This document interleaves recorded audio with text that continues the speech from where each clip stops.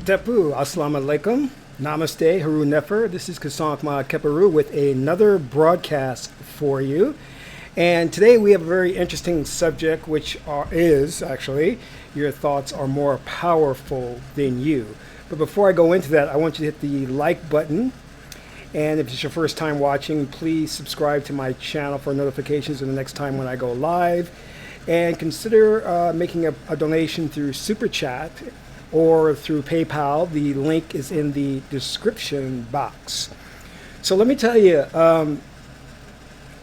every year around this time, I go through this really deep, dark depression. Nothing I can do about it. It's a chemical imbalance. I take medication for it.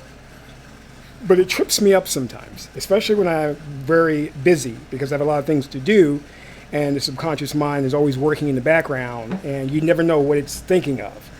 Well, this time it kind of came on me, and I tried to stay ahead of it by taking a lot of medication, supplements, vitamins, and things of that nature. But boom, it still hit me. And I was like, darn. And I get really bad. So my thoughts started to wander to a friend of mine named Tina, who I knew years ago. Her and I had the same condition, and we would talk about it. And we both were very pretty. But anyway, I digress. So she would really make me feel a lot better when I would talk to her, but we lost contact and I was thinking to my person, man, if I only had her phone number, I would call her and ask her for some advice. If I just only had her phone number, but we lost contact years ago, right? So I got up this morning and I was like, oh, I'm still in that state, that messed up state. So I take some more supplements, and then, ding, I get a text. And who is it? It's Tina. I'm like, no freaking way. No way. It couldn't be her. That's impossible. She didn't have my number. But suffice it to say, and then a lot of things happened after that. After I texted her back, she actually was recommending some supplements I could take to help with this. But the thing that was really peculiar about it is how she got my number. And I want to let you know this, that when you have these things happen, these things aren't coincidences. You can call them synchronicity, but it's you manifesting these things. It is you shifting to a parallel realm or a parallel world where you can interact with those people who you are close with. Because when you have a desire in your heart for something, and it's sincere, then you will manifest that. A lot of people don't get how this power works, and I want to explain it in detail. And this comes directly from your thoughts, because your thoughts have a life of their own. And what I have to constantly remind myself is to be very, very careful of what I'm thinking, because I tend to manifest things fairly quickly. That's because I've told you guys before, I'm an empath, I'm a Pisces. It's not because, ooh, I'm so damn bad as a magician. No, I wish that was the case. I wish I was like a master Jedi. I can claim that. But usually people who are empath or Pisces, who are really in tune to their emotions, can manifest things fairly quickly because emotion is the language of the universe. It responds to emotion. It doesn't respond to verbal commands. You can't say, I will have that car. I will have that house. I will have that girl. I will have that man. Those declarations don't work because that's a left brain way of communicating, and the universe doesn't communicate to the left brain. It communicates through the right brain, the right hemisphere of the brain, which is the gateway to the subconscious mind and the gateway to fifth dimensional ascension. You follow me?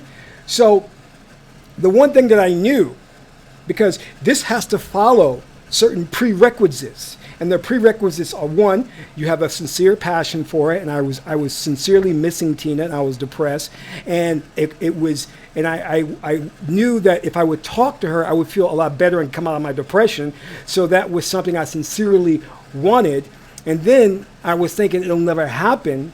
Why? Because there's no way she doesn't have my number. I don't have her number. So I pushed it to the back of my mind, pushed it to where? The subconscious mind. I pushed it to the back of the subconscious mind because if you want something to work, it has to go from the left hemisphere to the right hemisphere of the brain.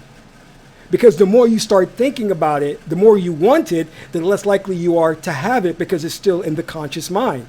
It needs to be in the subconscious mind where it can start to work and manifest. Or we can say the collective consciousness, as Carl Jung calls it that, right? So when I pushed that thought to the back of my mind, but still had the passion and desire, it manifested fairly quickly.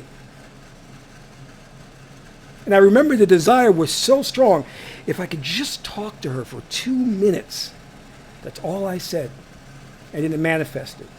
And I'm not just, if something like that happened just one off, it wouldn't be a big thing with me. I probably, after all these years, would chalk it up to, coincidence. But these things continually happen in my life. It's because I know how powerful I am. I know how my thoughts will automatically jump and manifest something, whether it's good or bad, without me actively taking a role in it, which is why I have to be very careful. And I remind myself of that. Think good thoughts. Stop thinking about Holly Berry naked. Okay, well, that's not a bad thought. But anyways, think good thoughts. And those of us who are pessimists, and we think of worst case scenarios, then we have a life what we call is we're unlucky. Why do these things happen to me? Bad things happen in threes. Those are things that in and of themselves have no power, but I'll show you why they have power. All right? Because words alone, as I said, are declarations or statements. Yeah. Anyway, there's a lot of paranormal activity that goes on in this place. I am telling you, man. Ever since I moved in here, I have been seeing crazy stuff. And just now I saw something and I'm like, whoa. But it's cool. I've been living with this and it's kind of cool to know that they are protectors. But it's just, this is why I don't have a lot of people over here, because if they see these things, they will kind of spook them out. But anyway, I digress. What was I saying? Oh, yeah. So let's get into the details of this, shall we? Let's get into, and for all of you, my Magi's who want to download the presentation, it's in the description box. You can download it for free. But your thoughts are more powerful than you. Pendulums and ergogores, all right? So let's talk about this. Now,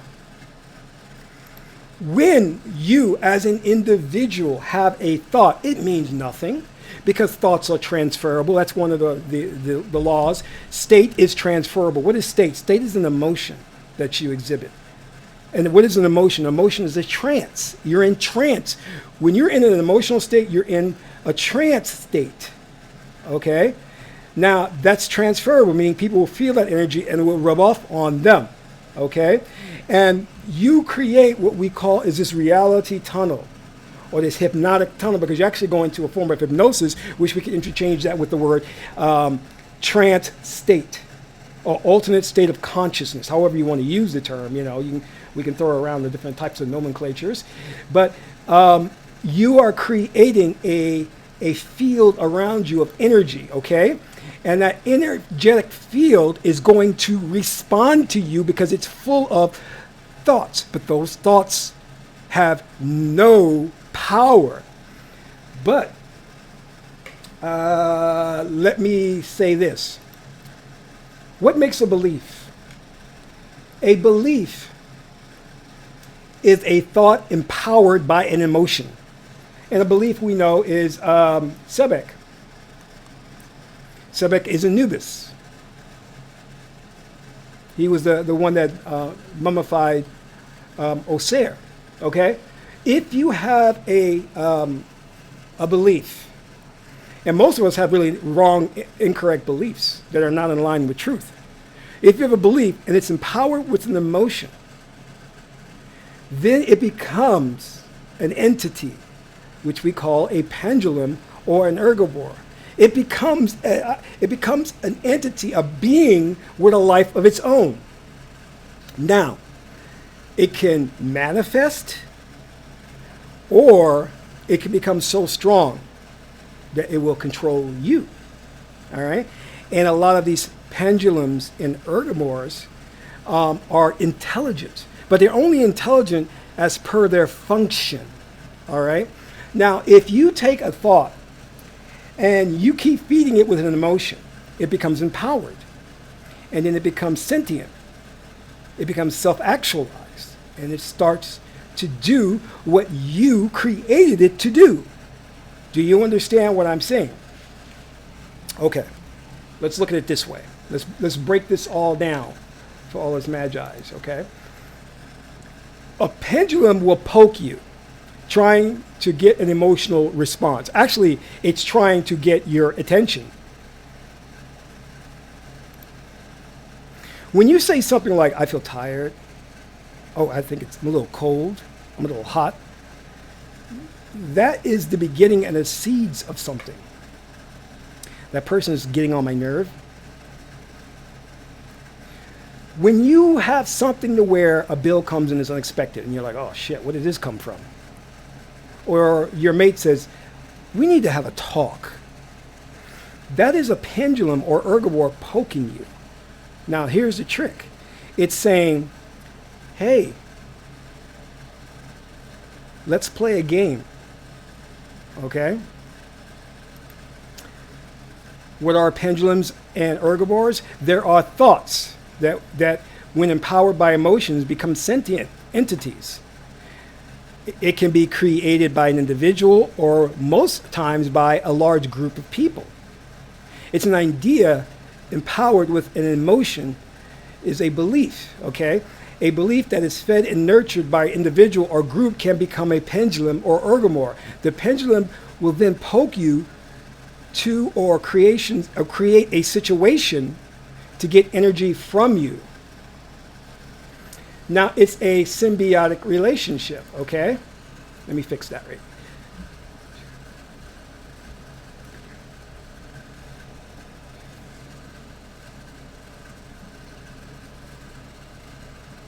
Let me see. Okay. The pendulum will then poke you to create a situation to get energy from you, all right? Now, why does it do that? Because it needs your energy for it to grow. And this is how it gets initiates. This is how it brings people into it. And this is how it grows stronger. Racism, sexism, bigotry, all of these things are ergomors, are pendulums. They're ideas that have been sparked by an individual. Then it comes back to them and it pokes them by creating a situation in their life that will then create a bit of stress or get the individual to think more about it. So, for example, if you get a bill, you can either be okay with it or you can stress out over it. The more you stress out over the bill, the stronger the pendulum ergomor becomes. And then what happens? You get more bills. You get more bills. And you find that, oh, your check, they took more taxes out. All right? And this is coming from a belief system. Okay. So once we have that understanding, is that we may get these things in life that may hit us, which my teacher, the high priest, used to call suggestions. They're merely suggestions. If you take them and hold on to them, then you empower them and they become stronger. And then there becomes a symbiotic relationship where the ergomor or the entity, whatever you want to call it, starts to create more situations in your life so it can get you to think more about this thing and it can suck you for the energy. If you're going through a divorce, well, let's say, for example, if your mate says, let's talk, and you get all uptight about it, you're playing into the ergomor or the pendulum's game. And you start to dwell upon it and worry, and you're feeding it energy. You're feeding it, and you're feeding it. And it then starts to create more situations so they can get more energy from you and more energy from you. Do you understand what I'm saying? And all the time, you don't realize that you are the master magi. That you are the master magi who has created this thought form, this entity, this pendulum, or this ergomor.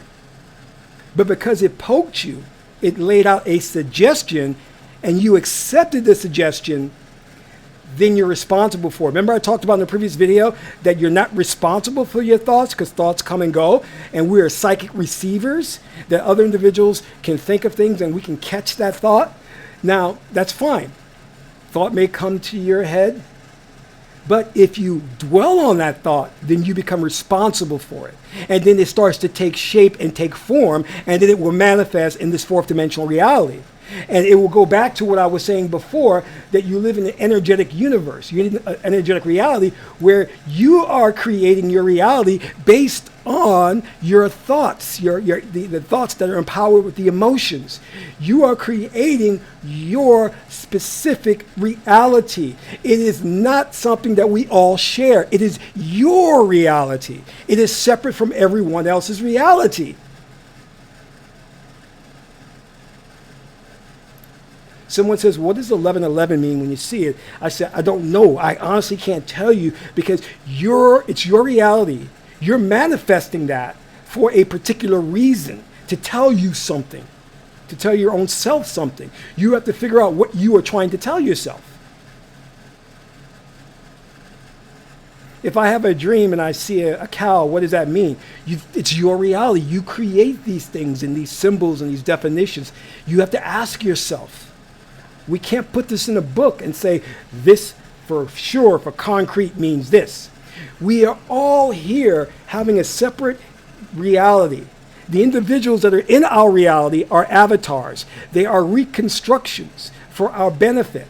We have permission to reconstruct Tom, Jerry, Lucy, Ricky. we have permission to recreate these individuals so that we can go through this holographic experience, or this hologram, and learn from the experience. But now, the thoughts that you harbor, if you are more right brain than left brain, they will come to life. They will come to fruition. But if you are not careful, and you have fears and desires and hang-ups and dark side to you, you will manifest those realities. They will manifest for you. And they will take on a life of their own. This is why it's important to practice being mindful of what you think. Because let me tell you something. Your right brain doesn't obey Cartesian logic. Only the left brain follows that.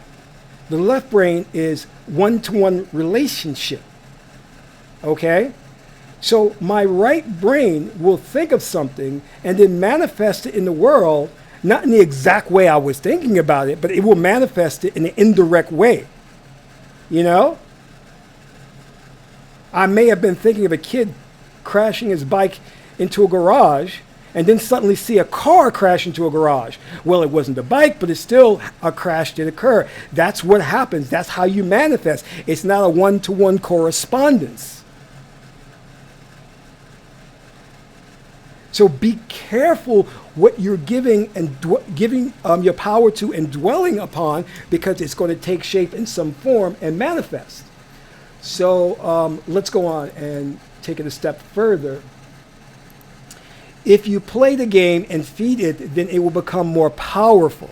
So when you get this initial poke, you can become worried, you can become upset, you can dwell on that, but if you do, it becomes more powerful. If you ignore it, then it or react. If you ignore it, then it react in the opposite manner. Excuse the grammar. It will ignore you. So you have to learn to ignore it when it first initially pokes you, which is a suggestion, or act in a diametrically opposed manner. So if you get that stressful bill and you laugh it off, and you're just playing ha ha ha, laugh it off and being in good spirits, then the pendulum has no hold on you. You're not willing to play its game. So it will leave you alone. It won't continue to manifest those things in your life to get you to be more stressful and worried, okay? How you respond to things is important. It's that initial response that could determine if you're feeding the ergomore or the pendulum, or if you're depriving it. Once a pendulum has you, then you will act in accordance with its wishes, even if it defies logic. If a pendulum has you, it will control your thoughts and your actions. There are some individuals you'll see from cultural groups that act the same way.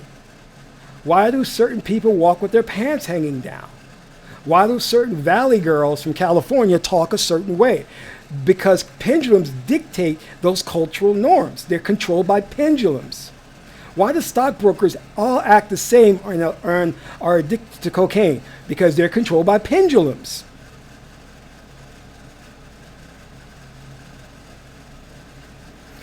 If you respond to the suggestion and you play the pendulum's game, it will dictate your actions from that point on, and then it's very, very hard to get out from under its control.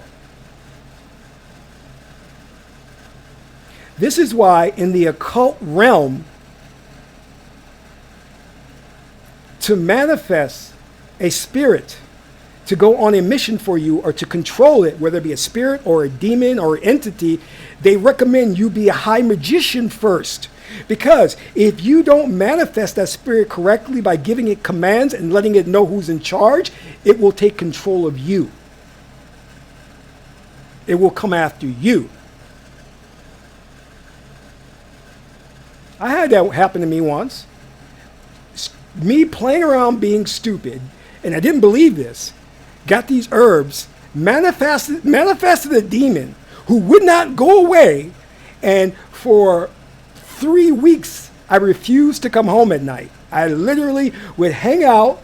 I would go to all-night diners, sit there and just drink water, have some soup, until a light came back up, the sun came back up, then I would go home, because I did not want to encounter that demon again. And every time I thought he was gone, I would come home late at night and he was there. And I was like, this is just freaking me out.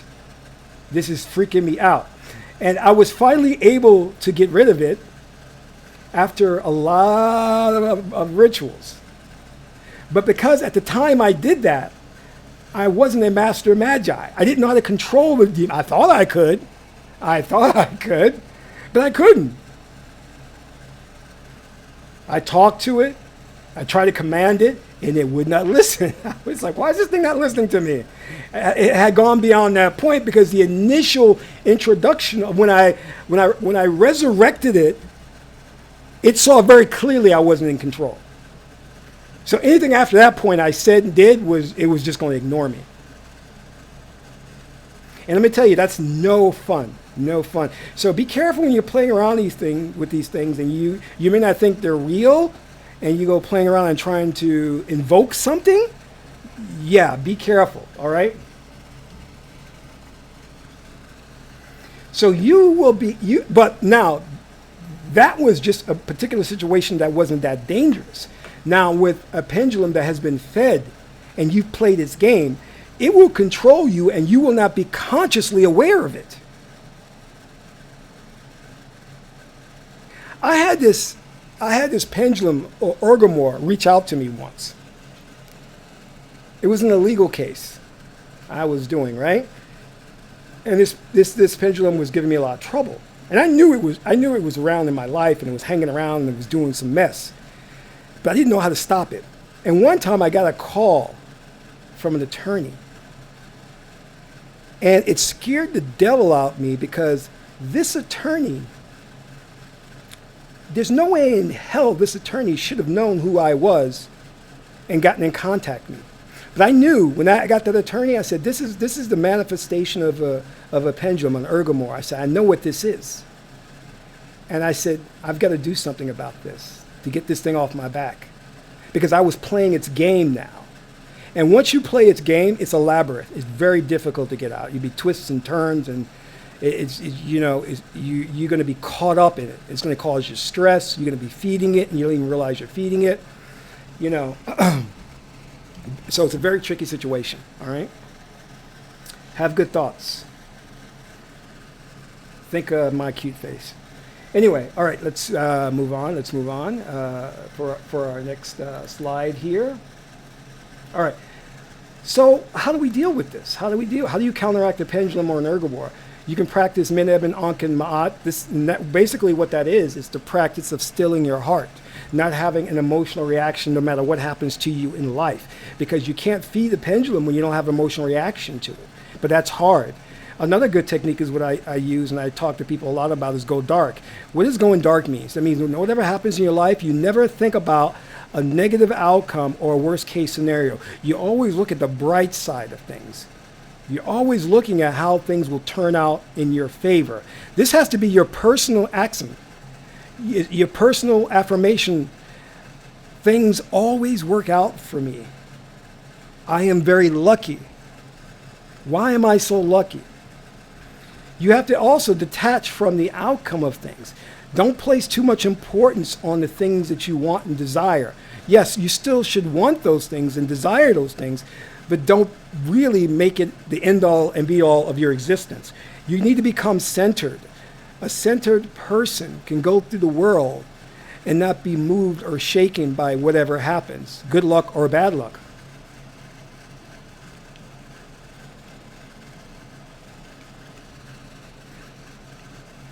You prepare for the afterlife by becoming detached to the things of the world. When you are attached to the outcome, then you're playing its game. Then when you pass on to the next life, that very thing that you wanted or desired or feared will manifest in the underworld, is what the Egyptians called it, the underworld. But when you learn to be centered, then you place no value on these things. Look, I've said this a lot of times because I talk to people in different organizations, and I've said, listen, I basically, think that the plan is to exterminate minorities from the planet, and I think it's going to happen. And then individuals like, well, you say that, but you don't seem to be upset by it. I'm like, easy come, easy go. It's just, this is one scenario in a number of infinite scenarios that are being played out. I said, hey, it's a good possibility. Chances are very likely, 90%, that this world will be wiped out from people of color. It will be wiped out. We will be gone. And this is a plan. But it's okay. I understand it because this is the scenario that God, Nebuchadnezzar, Source, wanted to experience by having me incarnate in this scenario, this one of an infinite number of scenarios. Then I will be incarnated in another scenario where there may be peace and no war. And I am incarnated in there because everything is happening simultaneously at once, so I am there already. But my perspective is here in the now, in this now moment. Do you understand? And if you look at it from that perspective, that you are in one scenario of an infinite number of scenarios, and you cannot imagine infinity, so don't try. You are living all of those infinite scenarios, and the multitude of those scenarios simultaneously at once. So getting caught up in the outcome of this one particular scenario among the trillions that you're having, it's not healthy. It's not good. Okay? Not good at all. Rather, instead of getting caught up in it and getting upset by it, what you need to do is understand that you have control. And that control is exercised by how you think.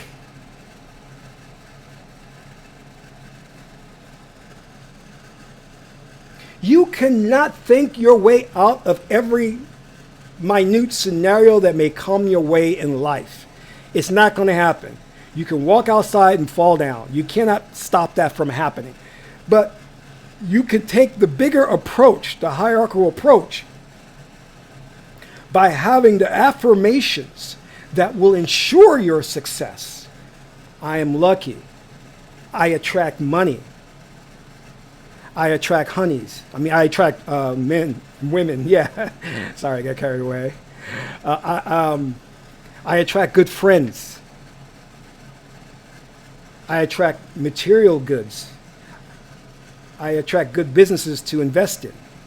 These are things that if you play out and you empower them with emotions, then they become their own pendulums and ergomores, and then they start to bless your life. And then when you see the fruits of that mushroom and take shape, you keep going so that you can pick up momentum and keep going. Because when you're on that wave, you want to stay on that wave and ride that luck, as you want to call it. or that synchronistic events to keep going. This is why when you have individuals in the conspiracy theory arena, they talk about, flu shots are bad, and they're going to depopulate the planet, and they're messing with the ecology, the ozone. You have to understand that, yes, those things may be transpiring, but you have to be very, very careful of how you're emotionally invested in that. If you become fearful and uptight, then you feed the pendulum. Then you make it powerful. Then what will it do? It will manifest an antichrist that will bring all of those things to pass. Do you know why Trump is here? Look in the mirror. Do you want to know why there is Republican and Democrats? Look in the mirror. Everything that's happening in this world today is a direct reflection of what's going on in your mind. It has to be. Because reality responds in accordance with the expectations of the observer. If there were to be no observer, there would be no reality. You are the observer, meaning you are creating everything you see before you. So if you are the observer and you're creating the fourth dimensional reality you see before you, who created you? Who's the observer that created you? God, source, netter. That's why. The collective consciousness, the super consciousness, is observing you to bring you into manifestation.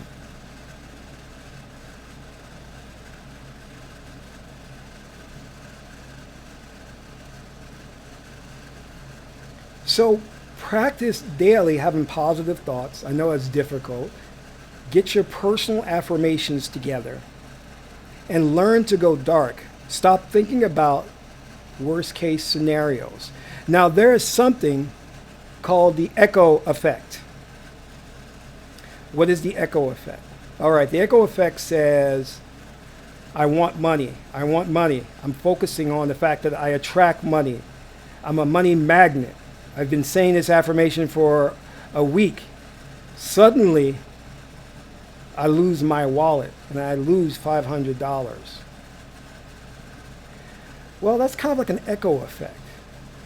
Or it's another pendulum poking you and trying to get you to play its game. Now, the echo effect says this. The universe is asking you, do you still want the old reality or do you want the new reality? So you've come to a crossroad. How do you respond to losing that money? If you continue to say, I'm a money magnet, I attract money, then the universe is going to respond in kind and present to you the new reality. However, if you respond and say, see, I knew this magic didn't work, then the universe will say, oh, you want the old reality. Okay, well, then we're going to keep that in your life. You're going to be in poverty for a long time. So when you have those instances of where you're committed to your affirmations and committed to your new way of life, the new you, and you're seeing yourself attracting money and in abundance, but yet something happens that's directly opposite of that, don't get upset. Focus on the goal. Keep going. That's only the echo or the pendulum poking you to see if you want to go back to the old way. Stay the course.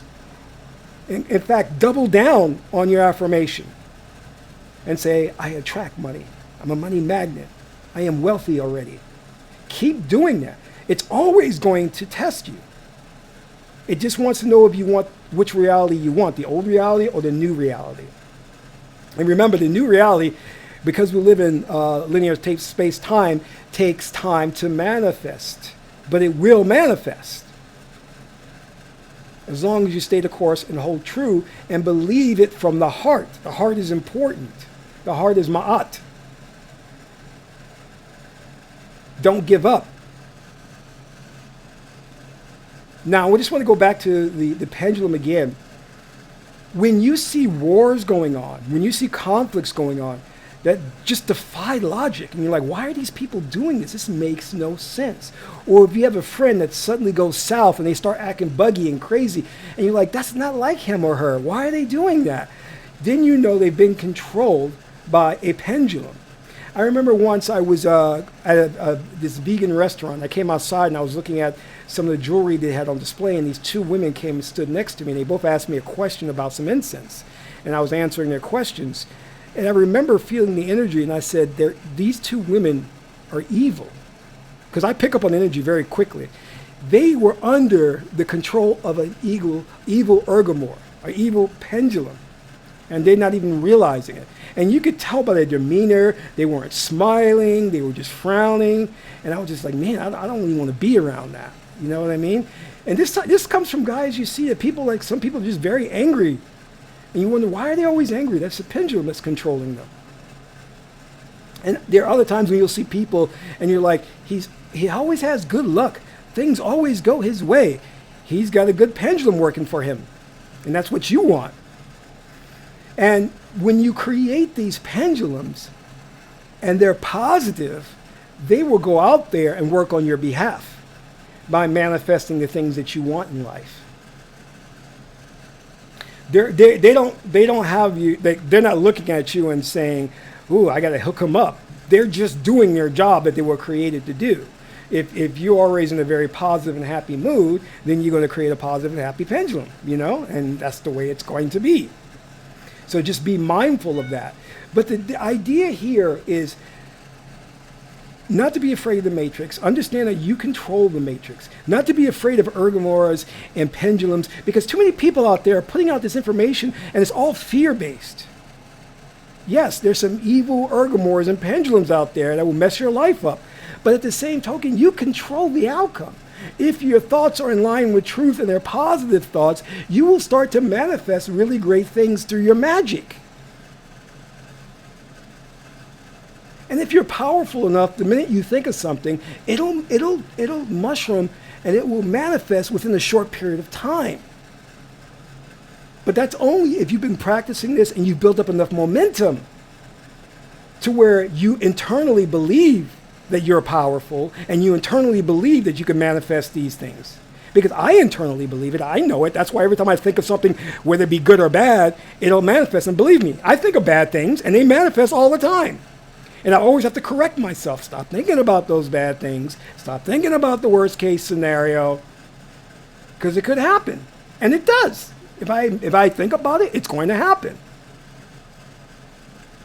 But what a beautiful life it is knowing that you can shift to any parallel world that makes you happy.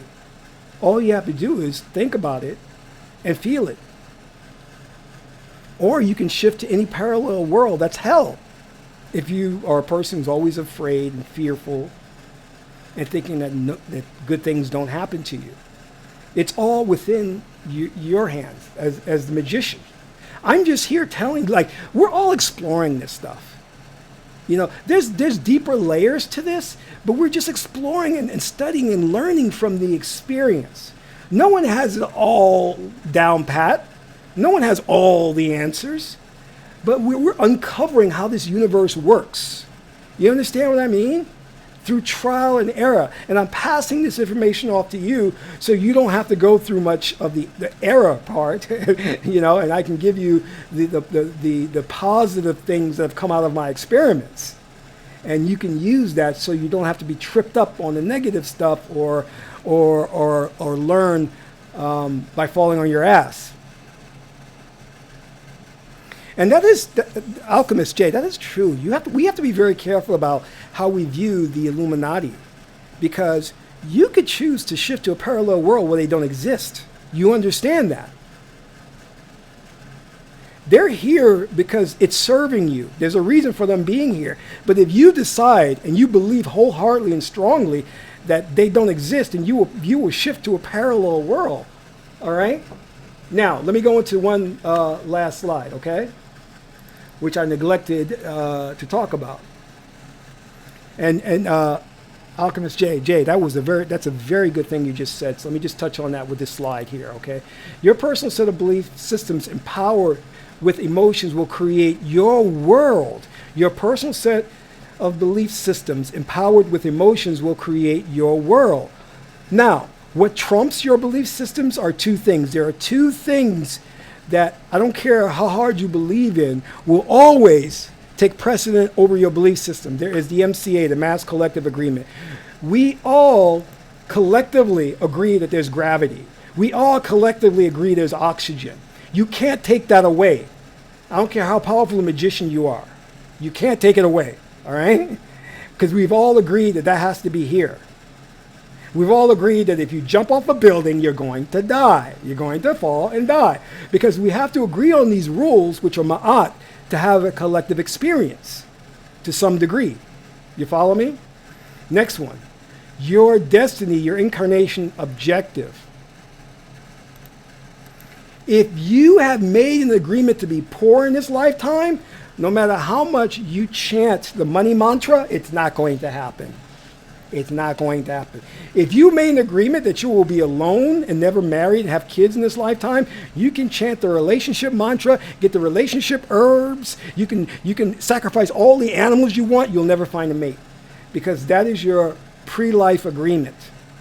That trumps everything. Sorry, oops. That trumps everything. Okay? Keep that in mind. This is why it's important that you go to the oracles. You go to God, source, to find out what your pre-life agreement was. Because you could be bumping your head against the wall trying to achieve an objective to where you've already agreed with Tahuti you will never achieve. If you were supposed to be a priest in this lifetime, I don't care how much you want to be an actor, you're not going to be an actor. It's not going to happen because you're supposed to be a priest. And if you continue to be an actor, your life is going to go haywire. It's going to go south. If you continue striving to try to be an actor, it's going to go south. You made an agreement in this lifetime you'll be a priest and you must do X, Y, and Z. Okay? So keep that in mind. Those are the only two things that can stand in your way of manifesting anything you want. The Mass Collective Agreement and your incarnation objective, your destiny. Because we all have a destiny that we're going toward. And that destiny is nothing more than Source or God wanting to experience a certain theme in this lifetime. That's how order is maintained. Every human being on this planet, what is it, 7 billion, has a theme they're exploring. Because Nectar needs to explore everything from different perspectives. Because it has infinite power, but it has no experience. Okay? And the experience is important. This is why you have an infinite number of parallel worlds and you're experiencing them in this same space at the same time. Everything is happening at once. Okay? So I'm going to bring this to a conclusion. I hope this has helped you, and just being mindful of what you think about, because you will manifest it whether you like it or not. Whether you're aware of it or not, you're always going to manifest it. And if you are a mature, conscious individual, then you will stop saying, wow, why did this happen to me? Life hates me. No, life does not hate you. You manifested that. Take accountability for it. Ask yourself, what am I believing right now to have this manifest in my life? Look at the belief that you have when something happens that is not to your liking and ask yourself, what do I believe that's causing this to manifest? Because that's usually the root of things. And if it's not the root of things, then it's in accordance with your destiny. If your destiny says you're going to die at 43 years old, then it's not your belief that manifested that. It's just part of your destiny. That's the way you agreed in your pre-life agreement when you went before Tahuti and Osir. So think about that. So anyway, my beloved, and the Takia Hatepu, Suan Hatepu, I want to thank you for joining today. I hope this resonates within you. Don't forget to, I'm going to make some updates to the presentation, and I'll repost the link so you can download the presentation again. And don't forget to become a Patreon supporter. That's very important. I want you guys all to be Patreon supporters because it's going to help us with the new ebook coming out, which the title is New Kepara Ankh, Creating the Reality That You Want. And I'm going to detail instructions on how to do that in that new ebook coming out January 1st, 2019. It's going to be awesome, and it's going to help a lot of people out. So, help us do that. And we want to produce a movie in 2019 that's going to be about utilizing your power and uncovering the truth and the conspiracy that's going on. So that movie is going to dig deep into the details about all of this. But we can't do that without your support, so please support the Patreon campaign. This is Kasank Ma Keparu, son of Tahuti and Ma'at. Until my next broadcast, Amen Ra.